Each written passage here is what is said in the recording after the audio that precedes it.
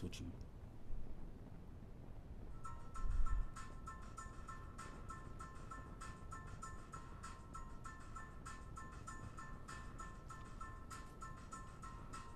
See.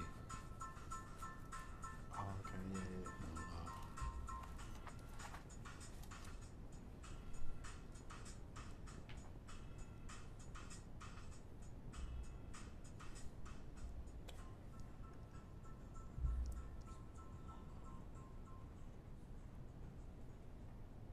Tag yourself.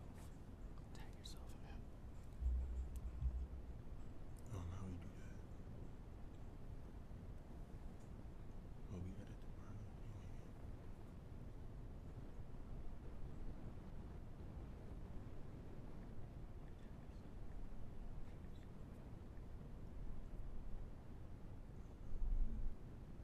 Do you have it on autoplay?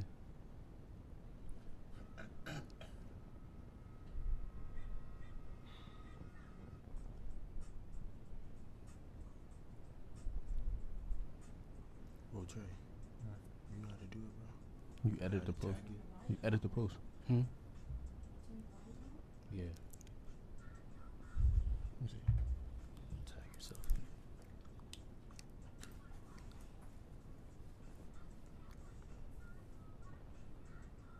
The volume should be okay.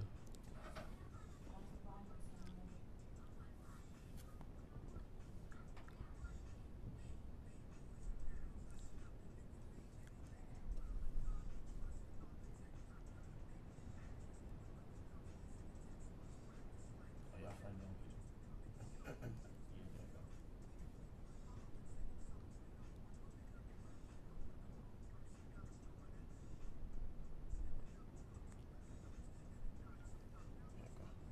You tag me in as well. Yeah, bro.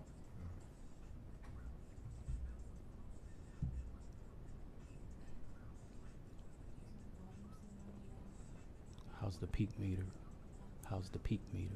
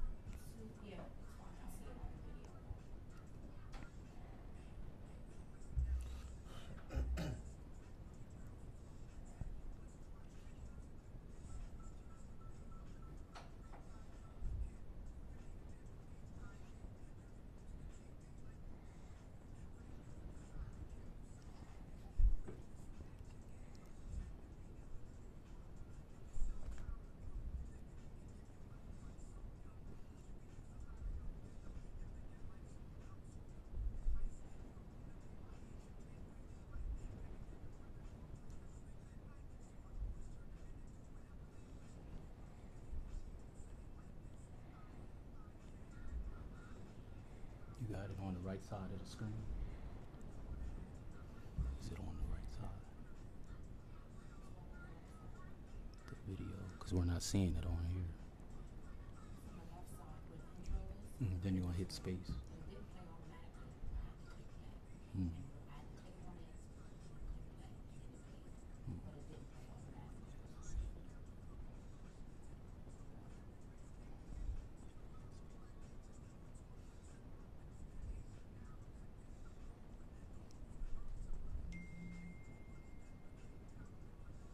I don't think it.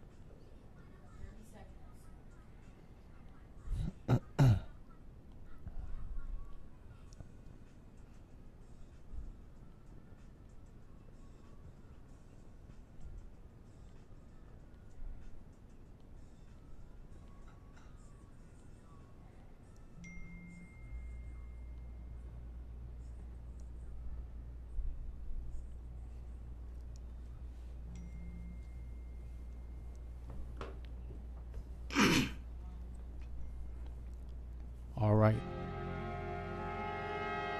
Get down.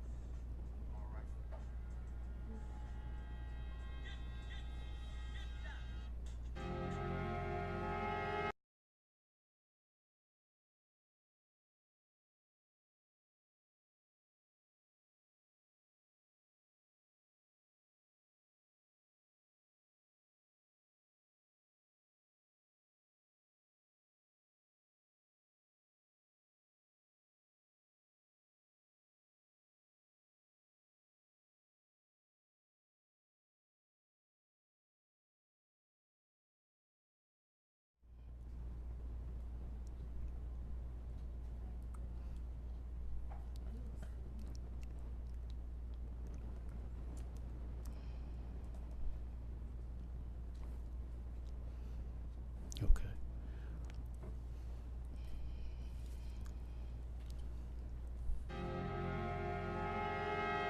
Get.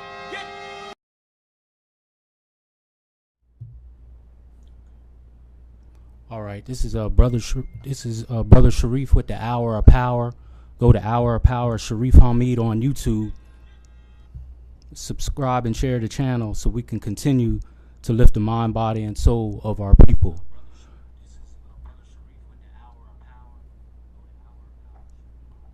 As always, in the name of God, the gracious, the merciful, we give him praise and thanks for his mercy and his goodness to the human family. If all the trees upon the earth were pens to write with, and if all the oceans were ink, and in another 7 oceans to add to its supply, the writing would still not be enough to explain the glory of God, for he's the exalted, all-powerful, all-wise. We praise no other in our good fortune, and we confide in no other in our time of need. So this is brother Sharif with the Hour of Power. Go to Hour of Power Sharif Hamid on YouTube. Subscribe and share the channel so we can continue to lift the mind, body, and soul of our people. So tonight we have 2 special guests with us, Trey Ferguson, right, and Jahkwan Batty. These are 2 young up-and-coming stars and kings here in our local community. We often hear many negative things about our youth, not just in York, Pennsylvania, but abroad. So we wanted to change that narrative and debunk that myth that all black boys are just goofing off, not going to school, don't know how to read, and getting into things that they shouldn't be getting into. So I had the pleasure of running into these 2 young men, and with their parents' blessings, they allowed them to come on this platform to share their wonderful story. And we hope that this inspires others to do the same thing, meaning the youth, to follow in their footsteps of being successful in school. But before we get started with that message, I would be remiss in my duty if I didn't mention our good brother, Tony Orr. I had the pleasure of meeting his father because of the barbershop that he's had.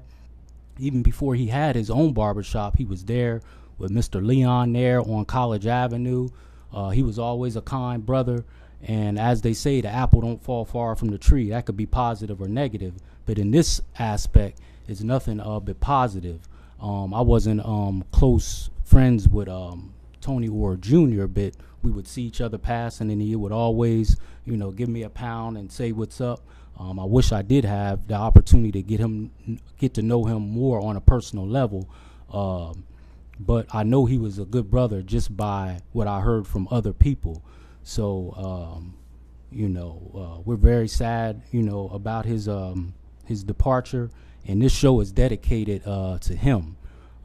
So we're always going to remember the brother, remember his kind smile and his kind acts, as I heard from other people. And I know the people were telling the truth about him, because it's too many people that were saying the same thing about this same brother. So I know he was a good brother. I know he was an asset to our community, and he's going to be sorely missed. So this show is dedicated to him. Moving on, brother Jahkwan, can you introduce yourself to the audience? Well, my name is Jahkwan Batty, and I go to Votech, and I mostly grew up around York, my whole life. This is where I lived like my whole entire life and stuff like that. So that's me. Mm-hmm. And you've always grew up in York? Yeah. Mm-hmm. Okay. And what grade are you in now? Well, I'm gonna be a senior this year coming up. Uh-huh. And how's your grades? Tell us about your grades and your educational experience at Votech. Well, like since I was a kid, my mom always forced me, not forced me, but always pushed me to get the best grades I can get. So far, I've always been getting A's and B's. I really don't slack on them type of things like that. So education-wise, I've been pretty good right now. A's and B's, pretty much. A's and B's. Okay. And so you said you'll be a senior coming up. Mm-hmm. Do you play any sports? Yeah, I play basketball. Basketball. So you're on the varsity team? Yes. Uh-huh. Okay. And how'd y'all do this past season? We went to counties for the first time since 1989 this year. So we did pretty good basketball-wise this year. Mm-hmm. Okay. And your whole years in high school, you always went to Votech? Yeah. Mm-hmm. Yeah. Since freshman year, yeah. Okay. All right. I'm gonna get back to that. Our good brother Trey here. Can you introduce yourself? Yeah. My name is Trey Ferguson. I went to school at MHS, which is Milton Hershey School, which is in Hershey, Pennsylvania. I've been there since I was in 4th grade, and I recently just graduated that school. I live in York, my family right now currently, and I'll be attending the University of Kansas this August on a scholarship for track and field. And I've played basketball and track this past year. So all your years in school, you went to Milton Hershey? Right. Yeah, it's sort of like a boarding school. You live up there, you're away from your family, and you live in a house, a building, which is more like a mansion, quote unquote, you know what I'm saying? With 12 other boys, and then your senior year, you live with 24 boys. And your senior year, they kind of have you in an apartment style where you kind of fun for yourself. Just to get you into that type of environment where you're going to have to live like that, you know what I'm saying, prepare you for the real world, where you maybe a roommate, your own kitchen, own bathroom, you know what I'm saying, you pay bills, just like that, stuff like that, you know what I'm saying. Okay. So again, you never went to school in York then? Not before 4th grade. Not before 4th grade. No, I went to good school. I don't know. I think that's how it was. And then before that, lived in Harrisburg, so I went to school down there. But ever since 4th grade, I've been at MHS the entire time. Okay. Right. And back to Jahkwan. So you're in the 12th grade. What is your plans for your 12th grade year in school? As far as my 12th grade year, plans, because I'm in electrical occupations right now at Votech, so I plan to pursue that. I'm already got a summer job there, and hopefully I can go on co-op this year and get into the actual trade and start working while I'm in school and stuff like that, so that way I can get into the business early and start really making money as soon as I get out of school. Mm-hmm.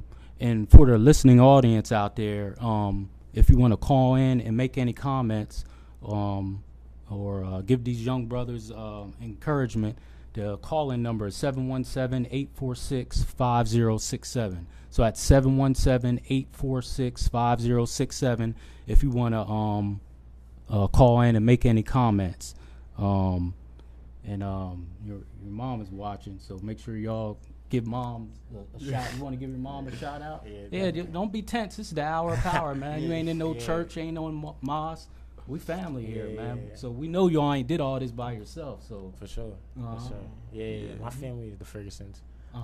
So shout out to my mom, Nakiba Ferguson, and my sister, Brianna Ferguson. So, yeah. Do you know I went to school with your mom? Did she tell you? Nah, she didn't tell me about that. Yeah, we graduated together. That's cool. And you want to give a shout out to your family? Shout out to my mom, Dukes, man, Aisha Johnson, and to my pops, Jonathan Batty. He don't got a Facebook, but he I know he's out there watching right now. So your siblings, you get them in my there? siblings. Right.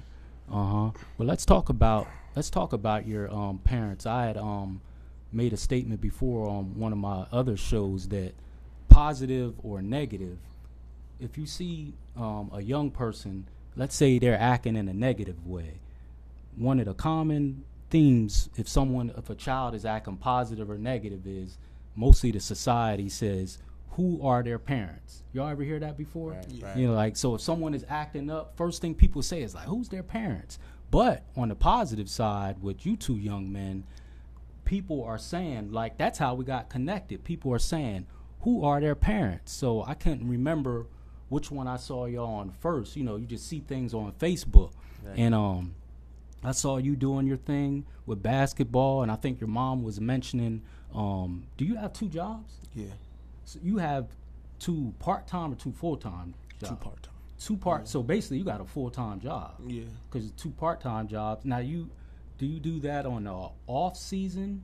Because I just started working 2 jobs like this summer because the one job I'm working is a summer job, and it's basically like school again because it's from like 7 to 3:30 again, and then I work in the mall at Journeys, and I work there basically. I can work there at any given time. So like, you work at the mall, and then what's the other one you said? And the other one is at my school. It's a summer job. So And then when the school season comes around, you don't work any of those jobs. When school season comes, I'm still gonna be working at Journeys. I'm just probably not gonna be working like as much as I would. I mean, I started working at Journeys before school was even out, but the summer job, that's just a summer job. So once the summer's over, I'll be. So like I said, with that statement of positive or negative, you say, who is their parent? So I saw something about you on Facebook, and your mom, as she should be, was proud that you were working, not getting in trouble, and getting good grades. And I always, it always lights my eyes up and my heart up when I see young black men doing well, because like I was telling you before the show started, I've been doing that almost probably longer than you've been living. I've been working to lift the mind, body, and soul of black people, but in particularly young black and Latino men. So I said, brother with 2 jobs ain't getting in trouble. First thing I said is, man, who's his parents? And then I look, and it's sister, is it Aisha? Is how you say your mom's name? So she's my friend on Facebook, and she's always, being positive, talking conscious stuff. I said, there you go. So and then with this young man here, with brother Trey, I had seen some pictures of you doing your track and field thing, and your mom was, just very happy, about what you're doing.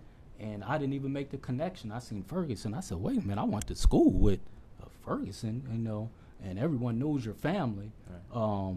And I said, yep, there we go. So tell me about y'all experience with your parents as far as how they stayed on you educationally, and about, discipline. Like, I'll start with you first, Trey. How was that coming up with your mom or your parents educationally, and staying out of trouble?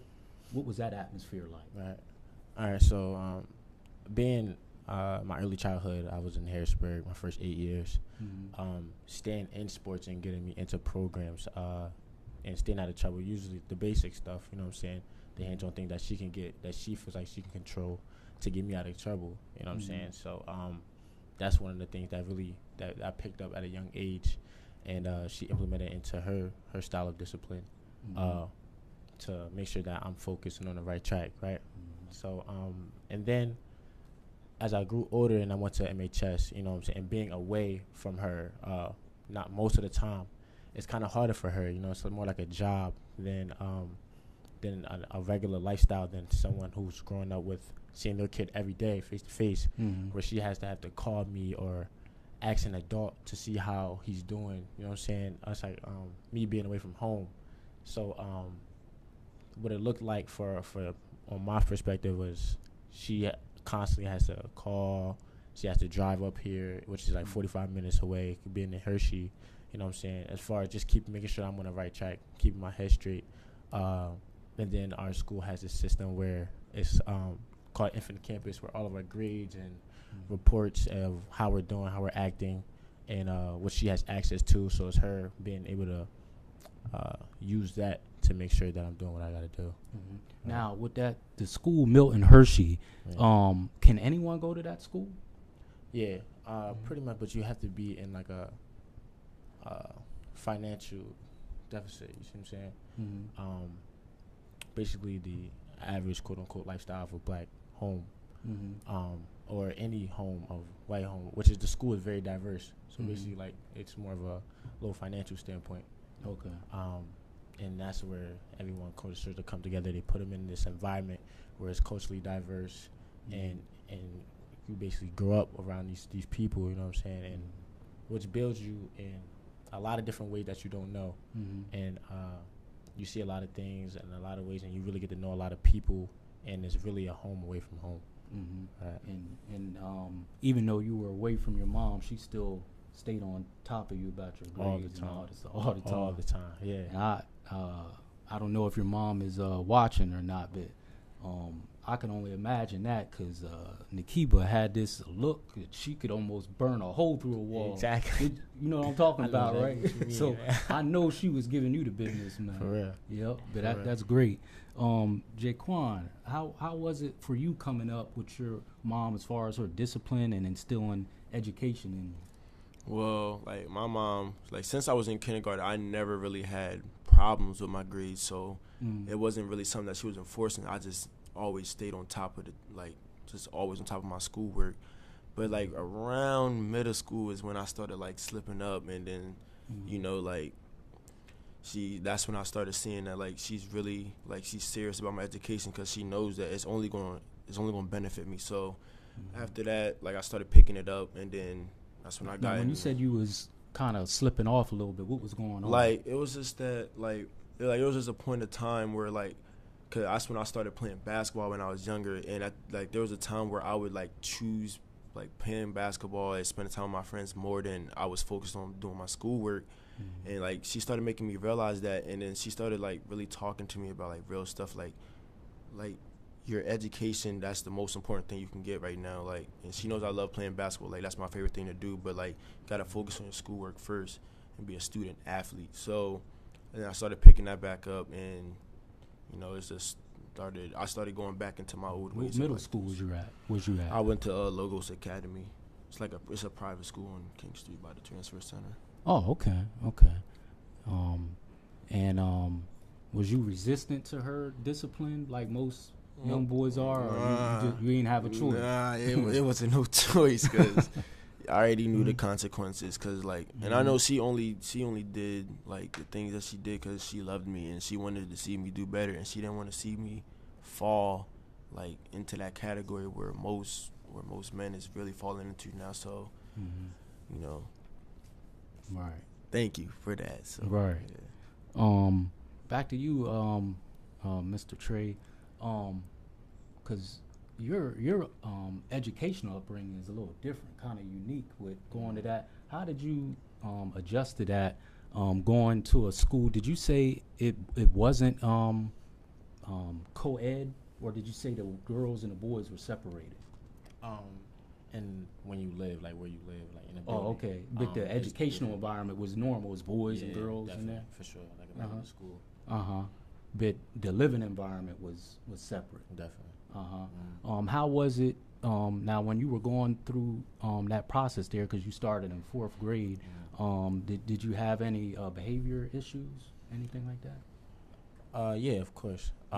Definitely when you're that young and you're removed from what you know on a regular day basis, being away from your mom causes homesickness. You know, right. You miss all your friends, and you're taken away from everything that you're so used to, and put in another environment where you have to adapt. You know what I'm saying, for the betterment. But when you're that young, you don't really understand the sacrifice that your parent is making, or your sponsor, for the betterment of your future. So then I'm snapping when I get there. You know, I'm throwing 10. I ain't listening to nobody telling me, no, you're not my mom, get out my face. You know what I'm saying? So now, did you get to go home on the weekend? Yeah. So you got to go home on the weekend? Right. Okay. Right. And then I guess sometime Sunday night or something, you had to report back. Yep, by 5 o'clock. Okay. Yeah. I bet you was missing your mom too. How long did that homesickness go away, or was it always there?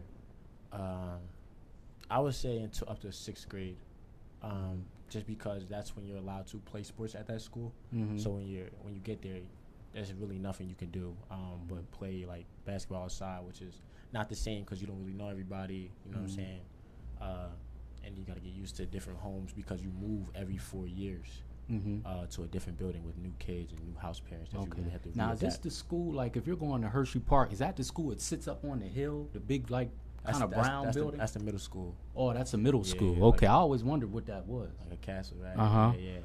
Okay. Back to Jahkwan. What would you say during well, you're still in school, but your educational experience there, what was the most like challenging thing that you have faced so far? Like whether it's education, staying out of trouble, what's the most challenging thing that you have had to deal with? Like probably the most challenging thing for me is like in class, like especially in the morning, like when I wake up, like I'm not all the way like ready for the day and stuff like that. So in the morning, I just don't be as focused as I am, and then like once I get to that point where I'm just like I'm not into it, then I just don't want to do work. But then like something just always triggers me. Like I always just like realize that I need to do my work and I need to stay on top of it, so then I just get back to it. But sometimes it's a little hard, and then like temptations like from other things like going out and partying or like just like not doing what I'm really supposed to do. Like sometimes like, and especially around this age, like that gets tempting, but I just don't pay no mind to it. And I'll ask you the same thing, Trey. What would you say is the most challenging thing? Because you're already through school, you're ready to go to another level. What was the most challenging thing for you during school? I would have to say building good school habits to get you to the next level. Whether that's going to the next grade level or graduating and going to college. So one of the biggest things that I struggle with was being able to consistently study, knowing that if you don't know the material,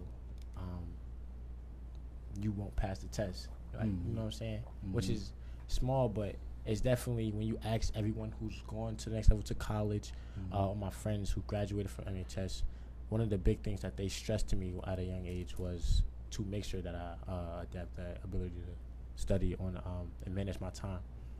So that would be the and your experience is a little different from Jahkwan because he had his mom constantly making sure you was doing your work, right? Yeah. Where because of the environment you were in, mom wasn't. That's like, was there anyone there to enforce and say, "Hey, Trey, you didn't do your homework," or was it if you didn't do it, you just didn't do it? How was that?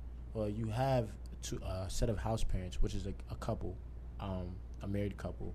But when you have 12 other kids in the house, that's not something that is going to be pounded on you, whether you're doing your homework every day. So then you have to establish the ability to be self-sufficient, you know what I'm saying, and be able to work on your own and produce by yourself, you know what I'm saying? Okay. Switching gears a little bit, Jahkwan, since you're always here in the city, right? Yeah. What did you see from your observation? There's no right or wrong answer. What did you see is some of the biggest challenges that other students, faced being successful and kind of walking in the footsteps of you? And before you answer that, remember, listening audience, this is the Hour of Power. Go to Hour of Power, Sharif Hamid on YouTube. Subscribe and share. You know the motto, so we can continue to lift the mind, body, and soul of our people. We have two wonderful young men, Trey Ferguson and Jahkwan Batty, on today. They're doing great socially, sports-wise, and educationally. A lot of times we hear about what our boys are doing just in sports, but in our community sometimes we lean on that, but we don't talk about the education. So call in if you want, 717-846-5067, and help celebrate these young men. We don't see this every day, but we want to duplicate what these young men are doing. Like they say, you can imitate, but you can't duplicate. It's only going to be one of you and one of you, but we do want to kind of make copies of what we're seeing here tonight.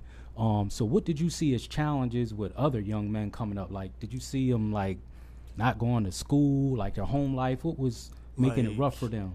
Like one thing that like really like there's reasons why like there's friends that I really used to be like I really used to have back in the day, but there's reasons I just couldn't be friends with them no more because a lot of it is like temptations to like whether they was just getting into like the wrong thing like drugs or gun use or anything like that. Like there's just stuff like that. I'm just not interested in stuff like that. So now you said drugs or gun use. So what age was you seeing that? Like I started seeing that once I went to Votech. That's when I started seeing like Ninth who grade. was that's when I started seeing who was really like down to do the same stuff that I was trying to do, like basketball and school and all that. And I lost a couple friends off of that, but I wasn't really mad over that because I knew that that's just one of the things that life throws at you, and I knew that I just wasn't gonna let that get to me. So that's probably the most challenging thing is just like staying out of trouble and like just staying on top of your game. That's probably the only thing. And you saw youth your age getting in trouble? Yeah. Like in school or both? Like in and out of school? Just like in school, it just started collapsing from there, and then that's when they stopped going to school. And then that's when you just start realizing that they're just not the type of people that you just want to be around. So, Okay. Same thing with you, Trey. Did you? I know you was kind of a little in a different environment, but I know you still came home on the weekend. What did you see that were barriers or challenges for people your age? Like, what was they getting into?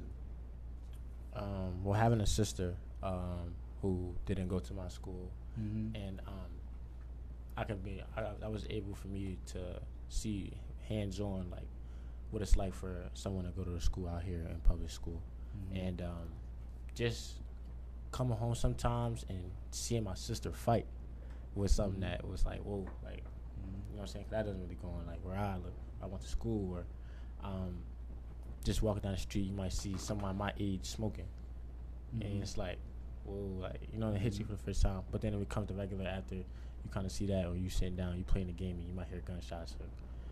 But yeah. Did you see youth early? Like, when did you start seeing negative behavior from youth? Like, what's the earliest you started seeing, and what was you seeing?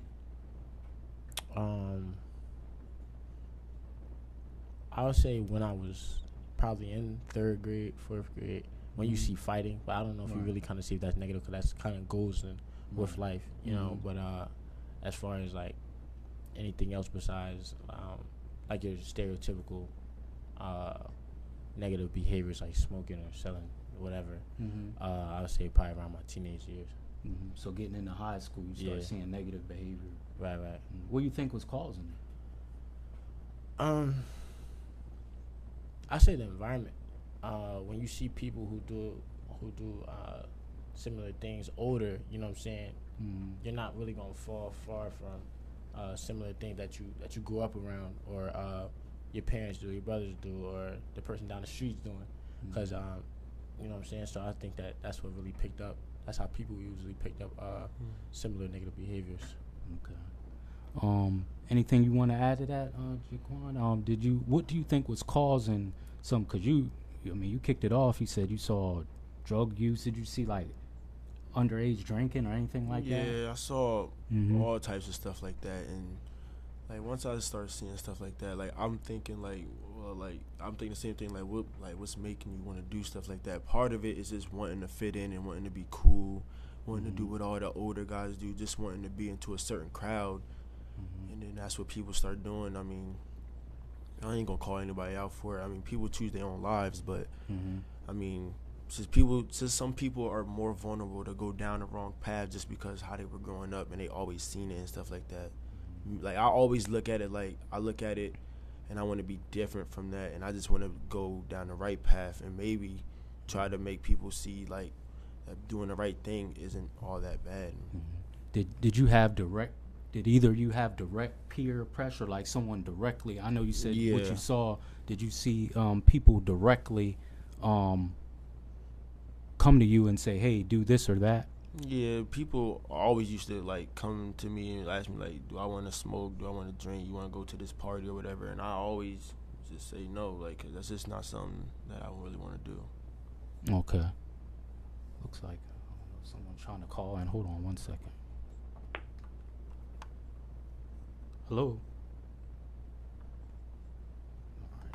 I think someone was trying to call in. Yeah, if you're trying to call in, call back. If I missed the call, I'm so engaged with these young brothers are dropping. 717-846-5067 is the call-in number. Yes. All right. So moving along. And I come to you, Trey. What do you envision yourself doing after you get out of school? Because this is your last year. Well, like once I get out of school, I sort of plan to, I'm going to go into the IBW. That's like an apprenticeship program for like young electricians in school and whatnot. So like, yeah, once I get out of school, I'm gonna go into that, and then you basically get paid. Local? Yeah, it's local. Like you get paid basically to be in school and learn. It's like a hands-on learning type thing, and you just move along in the staff like from there, and they just always provide you with jobs, and it's good pay. So I'm probably just gonna do that after school. And is that considered like is that like a degree program, or is it more like you get your license for it, like to be a certified electrician. It's a trade school, so yeah, you do get something to basically show for it. All right, because going to college necessarily ain't for everyone, so that's a good that's a good look. And then from there, like how long is that? Is that like 15 months, 18 months, 24 months? The apprenticeship you have to be in for. They moved it now. It's 5 years now. But for me, like what we're doing in school right now, we're making it shorter so that way when I go in, I only have to do 4 years. So, and I'm already ahead on all my projects and stuff like that. So I'm going to be already ahead. Now, will you have to strictly stay around here to do that, or can you, like, say you want to move to Philly or New York or something? Would you be able to do that? Because there's one in like I think it's one in Manchester. Like that's where the school is. So I mean. It don't matter where you live as long as you're getting there at the required time. It doesn't really matter where you live. So okay, all right. Brother Trey, I think your mom kind of filled me in on where you're headed to. What's going on with you now that you're done your 12 years of school? Right. Well, like I said in the beginning, I'll be heading to the University of Kansas. Jayhawks. Yeah. Right. Okay. For on a track and field scholarship, and I'll be studying mechanical engineering. Wow. And pretty much, I kind of skipped out on the world of work. You know what I'm saying? Just I know school, and it's more like easier. That's something that my mom stressed on being able to get another education, solidified to be able to show someone that you're able to be able to do whatever, you know what I'm saying, whatever they think, you know what I'm saying. Even though I have being at my school, Mill Hershey, they allow you to be able to gather certifications for your career that you would like to pursue. So right now I already have 3 certifications going into the engineering field, just in case, you know what I'm saying, something to fall back on if 4 years of school is not for me. Right.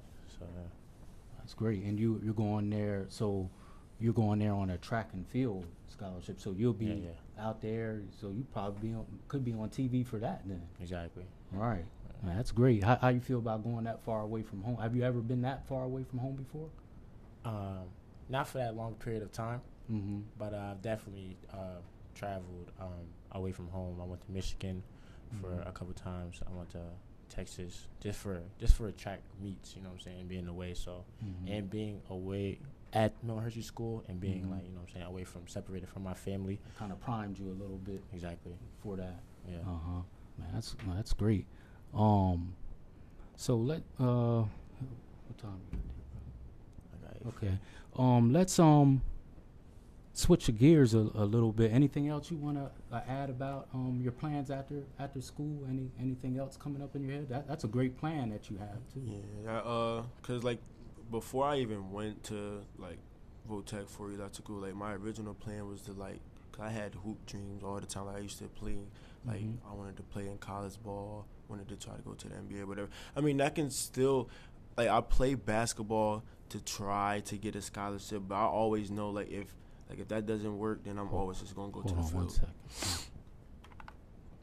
Hello, Hour Power. Hello. Yes. Are you calling in for Hour Power? Okay. Hold on. You have a question? You have a question? The people I know. Oh, okay. What's your name, bud? Khalil Redmond. Oh, okay. Do you know both of these young men or just one of them? I know both of them, sir. Oh, okay. And you just calling in, giving your support? Yeah, yes, sir. Okay. We appreciate it. You have any other questions or comments? Yeah, these are other questions or comments. Young black fellas from YC, trying to make it out, do their thing, just showing support. Right. Well, we appreciate you calling in, and make sure you go to the YouTube channel that we have and subscribe and share it. Yes, sir. Okay, yes, sir. Thanks, bud. Keep listening in. All right.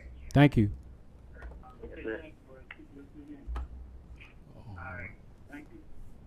All right. So we had a young brother call in, giving these young brothers support. Again, this is the Hour of Power with Brother Sharif, with my two wonderful guests, Jahkwan, Batty and Trey Ferguson, doing wonderful things. And I like how y'all are putting, education first. Do y'all typically see young brothers, all they're focused on is just thinking they're going to go to the NBA? Have you ever had any conversations with them about it's okay to have that dream, but you got to put education first? Have y'all talked to anyone about that?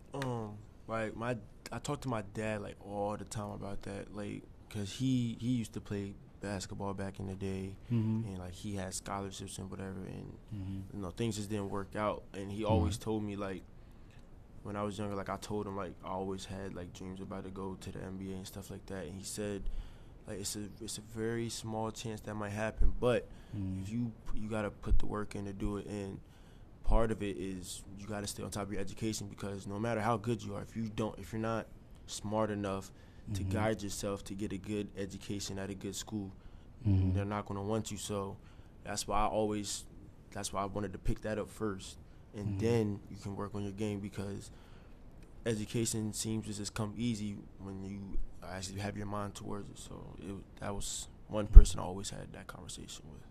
All right. How about you, Trey? Did you ever have those kind of conversations with young brothers about not just focusing on going to the NBA or NFL, but actually put education first? As far as like adults or like kids? Your peers. Yeah, you definitely see people my age, and hear people my age, want to be nothing but sports athletes, devote their time to strictly that. But then you ask them the question, well, how are you going to get into that school without the education, out the grades, right? And then when you look at the academic requirements, are you meeting those requirements to be able to even get into that school, Because that's the first thing, me being a recruiter athlete, that colleges would ask me, I would email colleges, send out all my film, all my information, all my stats and stuff. And then the first thing they would ask for would be my transcript. Right. You know what I'm saying? Like, they don't want to see your film first. They don't want to see any of that first. They want to know what you're doing in the classroom and what you're doing outside of the classroom before they even see you on your athletic field. So, yeah, definitely had those conversations before plenty of times. Right. Brother Jahkwan, you had made a statement about the mindset of your mother coming up, and what you noticed, that she was very black conscious, right? And you still notice that now.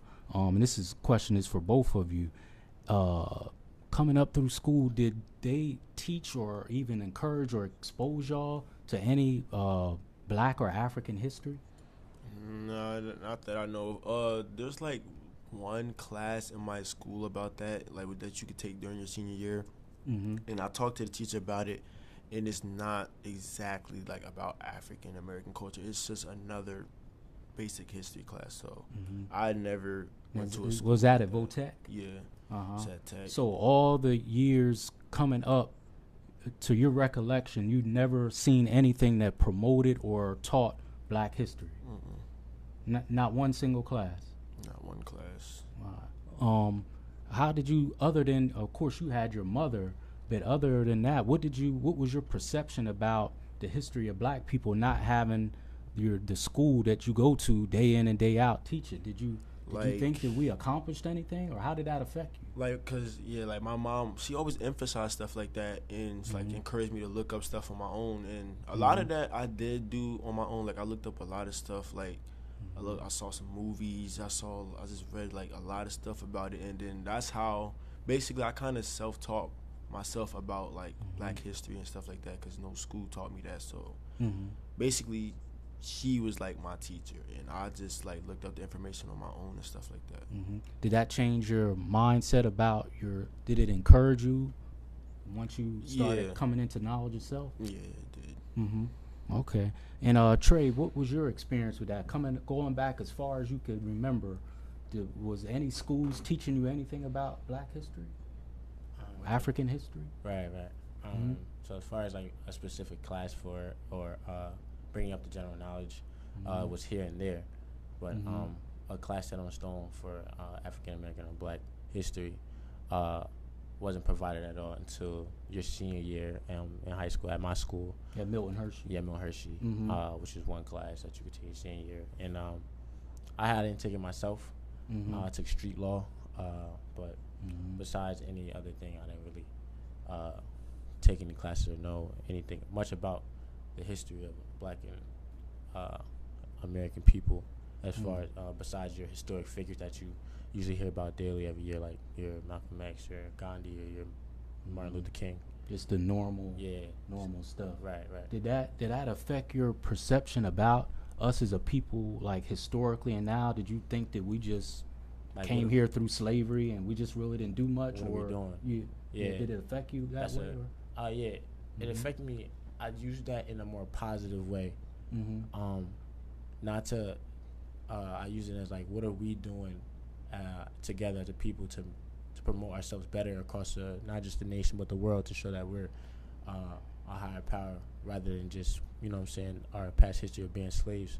So that motivated me to put myself out there and be different and be, you know what I'm saying, be able to work harder and make a name for myself. You know what I'm saying, represent my culture and my skin color to the rest of the world. Right. And to the listening audience, I encourage us, especially with our youth, I think it could be one of the solutions to change the mindset of our youth if they know who they are, because kings and queens aren't going to, as the slogan or term y'all use, acting savage. Is that what y'all kind of act? If you're a king or a queen, you're not going to act like a savage, but you have to get that kind of knowledge. So reading things like this, it's called What They Never Taught You in Black History Class. It talks about how we were kings and queens, how we built the pyramids. A lot of our people don't know these things. They think we just came over here on slave ships and we just lived a life of suffering, but we had whole civilizations. A lot of people don't know mankind's first doctor was a Black man named Imhotep. He built the first stair-step pyramids. He had like 50 jobs. He was an engineer. He was a sage. He did all kind of things. And those pyramids you see on TV, him and his followers built that. Mankind's first dentist was a Black man named Hassai Ray. And if you go into the pyramids, it shows a Black man there, and they said he was the chief of all toothers. But if you go into the dentist's office, other than them digging that pick in your mouth and giving you a bill, they don't tell. Has anyone ever told you those things? See? And you guys are advanced. And just imagine our youth, what that would do, to their mindset if they knew we came from kings and queens. I think it would change their mindset a little bit, and maybe our behavior will be different. And we wouldn't have the problems that we have in the community. Winding up there. What we got? 10 minutes. Let's lighten up the mood a little bit, because we was talking a little bit earlier. Since both of you two are athletes, real quick, who do you think is better, LeBron or Michael Jordan? Jordan. Jordan? There's no question. Even though LeBron is more in your age group. Question. So why you say that? Because, like, I always had this conversation, like, does Jordan, he's just had a better mindset than LeBron. Because Jordan has more of a winning mindset. Like, LeBron is too much. I think LeBron tries to patent stats. I think he passes the ball too much. Like, he doesn't take control over the game how he should, like Jordan did. So that's why I always say Jordan. So you said Jordan is more aggressive, got more of a killer instinct, and he and what else did you say? Some more attributes. Yeah, like, and then Jordan, he can do everything that LeBron can do, but he was just doing it more efficiently than him. So I feel like just Jordan better. Do you watch old tapes of Jordan? Because by the time he retired, you was I you always born yet? Yeah, I always watch old tapes of like old school, him and Kobe mostly, but that's right. about it though. That's a different perspective coming from someone as young as you. Trey, you an athlete. What do you think? You look like you about to burn a hole going, man. Sure. Almost what you For sure. Yeah. So you must be a LeBron dude, huh? Definitely. And why is that? When you actually, he's false. When you compare, when you bring in the numbers, besides the championship win number, the total, LeBron is better, hands down. But you would say, when I get your mentality, when he says like Jordan's better when it comes to winning because he hasn't lost in the finals or whatever. But definitely going with LeBron because one thing numbers don't do is lie. So just playing on a devil's advocate. So even with Jordan winning 6 championships and LeBron's record is 3-6 in the finals, you don't think that gives Jordan the edge over LeBron? No. Even LeBron getting swept in the finals. In this day and age, when you have a superstar, godly team over there out west, which is the Golden State Warriors, I look at LeBron's circumstances and I think would Jordan be able to win? Those, you know what I'm saying? Switch roles. So you saying if Jordan was playing in LeBron's place, he wouldn't be able to overcome the Golden State Warriors just like LeBron. Right. That's what you're not saying. Not the same circumstances, right? Yeah. So when people try to bring up that type of category of conversation, that everything just goes out the window because like flip roles. I definitely don't think he would be able to overcome the same circumstances that he LeBron wouldn't have got. I feel like Jordan could have pulled out one, at least one. LeBron he got the one in 2016 there. Yeah. Yeah, that's true. I just feel like Jordan, he would have at least pulled out at least a win against the Warriors. At least a win. So now, even though you are Jordan, man, does it change your perspective? Because Jordan never really, spoke up for us, where LeBron seems to have some kind of social consciousness. What do you think about him on his contributions to, he got the school there, in Cleveland for at-risk youth, and he's contributed a lot of money where you really didn't hear about Jordan doing those kind of things. Does that change your perspective? Like, as far as, like, basketball players, like, my perspective is pretty set. As far as, like people-wise and what they did for the community, like LeBron was definitely more of a influential person to look up to because, like, he does a lot for his community and all that type of stuff. I mean, I'm not saying Jordan didn't do any of that, but it's just like LeBron, as far as in that category, LeBron did definitely do more than Jordan in that section. Well, you're already a LeBron man, so I know what your answer is going to be. What do you think about his social activism compared to Jordan, or lack of it? Yeah. I kind of see the same standpoint as Jahkwan. Being that today's age, LeBron tends to speak out when questioned on incidents or things that are occurring in today's society. So that's what also builds my opinion more stronger to LeBron's side. You know what I'm saying? So, yeah. All right. And what time we got to do? All right. Finishing out, I think we got 5 minutes. That's what we got, Queen? If you was, say you went to a school, or we're just kind of imagining a little bit hypothetical, or say you was at Penn Park or something, and it was just a bunch of young brothers there, black brothers, Latino brothers, whatever. If you could say something to them to inspire them to almost go in the footsteps that you're going educationally, like what would you say to him? What advice would you give to him if you had that kind of platform? Like, I actually had this incident happen before, and like the thing that I always say, just like, imagine yourself 10 years from now doing the same thing you're doing. Would you be a successful grown man? Like, would you be satisfied with the life that you're living, like, at an older age? And a lot of times, like, people just think I'm joking what I'm saying, or I'm just trying to clown them or whatever. But I have persuaded, like, a couple people to, like, not do, like, the bad things that they were doing. And I feel like that's just, like, you just got to make them realize that what they're doing isn't really good, but at the same time not make them feel like you coming down on them. You got to find a way to say it to them so that way they see what you're saying, and that, you know, like, they still feel like they not really being looked down on. So that's just something that I would say. Right. And how about you, Trey? If you had anything to say to youth, what would you say to them to inspire them to stay on the right track? Right.